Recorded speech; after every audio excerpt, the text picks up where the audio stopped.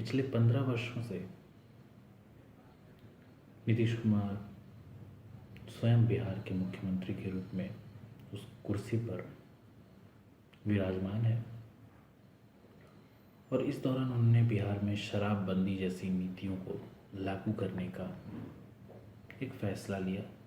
ठीक है, एक मुख्यमंत्री के रूप में आपका कर्तव्य है, आपको निर्णय लेने चाहिए, आपको योजनाएं बनानी चाहिए, क्योंकि बहरहाल वो फ़ायदा वहाँ के राज्य के नागरिकों के लिए जो भी फैसले इन्होंने लिए वो हो सकता है अच्छे हों बुरे भी हों, किंतु फैसले तब बुरे हो जाते हैं जब उन फैसलों पर वहाँ की राज्य सरकारें और वहाँ की प्रशासनिक पूरी की पूरी टीम उसको लागू करने में विफल हो।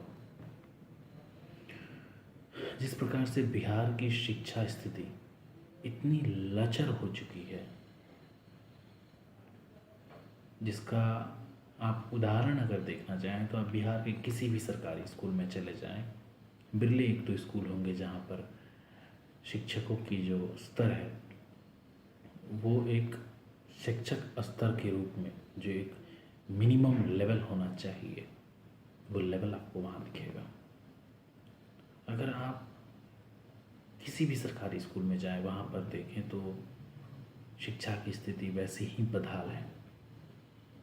अगर आप बिहार में जाएं तो देखें गरीबी एक चरम सीमा पर है, भ्रष्टाचार एक बहुत बड़ा मुद्दा बन चुका है बिहार में,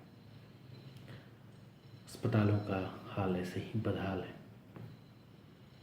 चूँकि मैं स्वयं बिहार से हूँ तो मैं जब भी मेरा बिहार जाना होता है, यकीन मानिए ऐसा लगता है जैसे मैं अपने जीवन के 20 साल पीछे चला गया। आज भी वहाँ पर सुचारू रूप से यातायात की जो ट्रांसपोर्टेशन आरटीसी ट्रांसपोर्टेशन जो है वो बहाल नहीं है।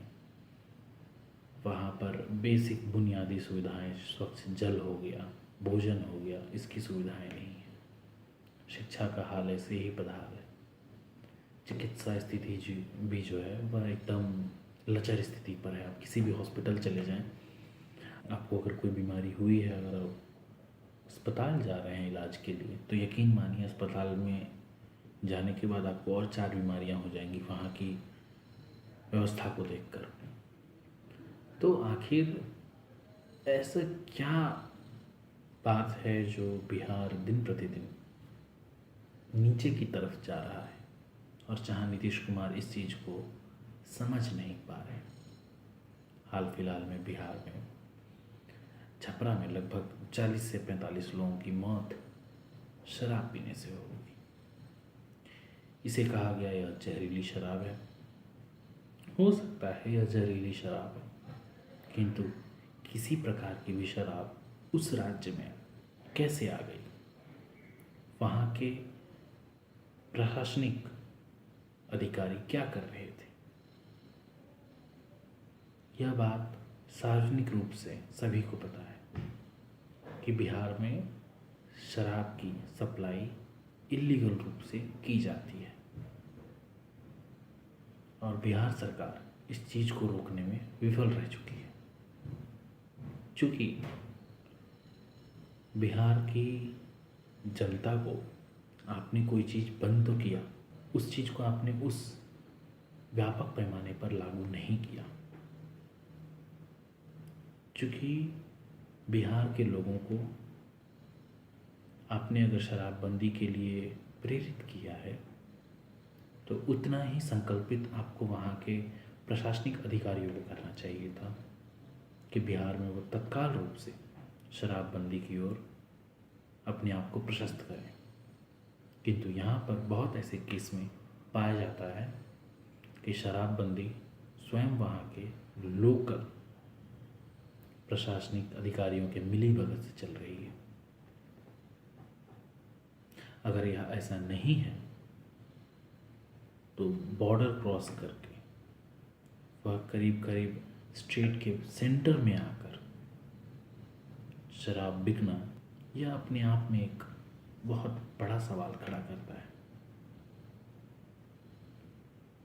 चूँकि बिहार की स्थिति अब दिन प्रतिदिन इतनी दयनीय होती जा रही है कि वहाँ पर ना ही रोजगार के कोई ऐसे अवसर हैं, ना ही कोई टाटा, बिरला, अंबानी, अडानी, कोई ऐसे उद्योगपति वहाँ पर जाकर निवेश नहीं करना चाहते। वहाँ पर ऐसा कोई संसाधन या फिर प्राकृतिक संसाधन नहीं है जिससे उस राज्य का कायाकल्प हो सके। एक चीज़ वहाँ अच्छी है, खेती, किंतु राज्य सरकार उसकी खेती पर उतना ध्यान नहीं दे पाती, क्योंकि राज्य सरकार एक लंबे समय तक अपने राजनीतिक मंशाओं पर ही जो है वह देखती रह जाती है, हमको कहाँ क्या चीज़ में लाभ लेना है, कहाँ किस चीज़ पर हमें नुकसान लेना है। और कोई योजना अगर बिहार जैसे राज्य में पहुँची भी, उस योजना ने यकीन मानिए या तो दम तोड़ दिया या तो वह योजना लंगी लूली बन के रह गई। जैसे कि नल जल योजना, इस योजना ने बिहार में व्यापक रूप से भ्रष्टाचार को निमंत्रित किया। उसी प्रकार से शराबबंदी, इसने बिहार में व्यापक रूप से गैर कानूनी रूप से शराब की सप्लाई को निर्धारित किया। बिहार में बड़े व्यापक पैमाने के रूप में लोग बेरोजगार हैं, अनपढ़ हैं, पढ़े लिखे नहीं हैं। इवन वहाँ से सबसे ज़्यादा कहा जाता है IAS IPS निकलते हैं, उसके बावजूद भी आप यह देखिए कि IAS IPS वहाँ निकलने वाले लोगों की संख्या कितने प्रतिशत में है, और वह लोग IAS IPS बनने के बाद क्या अपने परिवार का कैरियर उस बिहार में रह के बनाना चाहते हैं? बिल्कुल नहीं। वह चाहते हैं कि इस राज्य से बाहर निकलें। मैं स्वयं बिहार से बाहर रहता हूँ, मैं कभी नहीं चाहूँगा कि मेरे बच्चे ऐसे परिवेश में आगे बढ़ें। कोई भी माँ बाप जो संपन्न है आर्थिक रूप से, वह नहीं चाहेगा कि मेरा लड़का बिहार में जाकर शिक्षा ले। क्यों? क्योंकि वहाँ पर गुंडागर्दी, माफिया, शराबबंदी जैसी जहरीली चीज़, शिक्षा, स्वास्थ्य, परिवहन, हर एक विभाग में चरम स्तर पर भ्रष्टाचार भरा पड़ा है। और अगर कोई नीतीश बाबू से कोई प्रश्न पूछ ले तो इन्हें काफ़ी गुस्सा आता है। ये चिढ़ जाते हैं कि मुझसे कोई ये प्रश्न क्यों पूछता है। अरे यकीन मानिए, आप बिहार के गद्दी पर लगभग 15-20 साल रहे हैं, साथ से यहाँ पर आपने मुख्यमंत्री की शपथ ली है। अब तो यह आपका परम दायित्व बनता है कि आप इस चीज़ पर स्वेच्छापूर्ण जवाब दें कि आखिर ऐसी क्या परिस्थितियाँ बनी कि बिहार इतना पिछड़ा रह गया। अगर आपको यह वीडियो अच्छा लगा तो इसे लाइक करें, शेयर करें, सब्सक्राइब करें। नमस्कार।